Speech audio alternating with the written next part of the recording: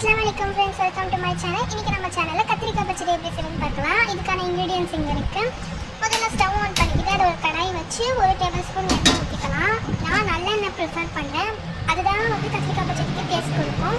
அதுக்கு அப்புறமா வேர்க்கடலை, எள்ளு, மெளகு, சீரகம், வெந்தயம் எல்லாத்தையும் இதுல போட்டு வறுத்து எடுத்துக்கலாம்.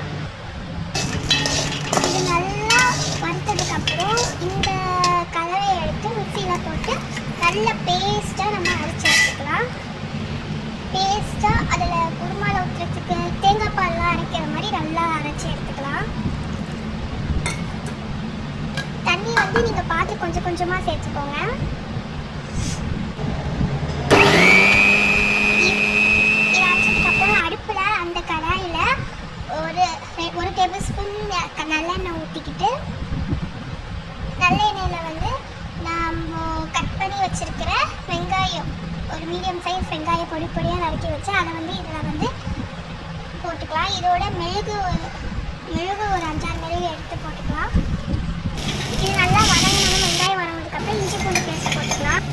வெங்காயம் வதங்கினதுக்கப்புறம் இதில் 1 டீஸ்பூன் எண்ணெய் சேர்த்து இதில் நம்ம கட் பண்ணி வச்சிருக்கிற கத்திரிக்காயை ஆட் பண்ணிக்கலாம்.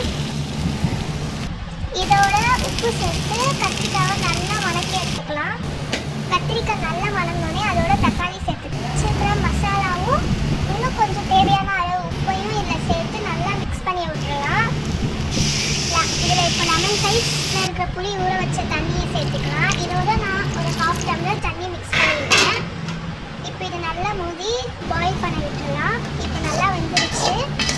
இதில் நம்ம அரைச்சி வச்சுருந்த அந்த வேர்க்கடலை பேஸ்ட்டை இதில் ஆட் பண்ணிக்கலாம்.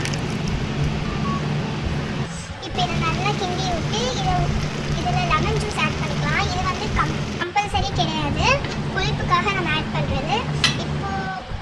இப்போ டேஸ்டான கத்திரிக்காய் பச்சடி ரெடி.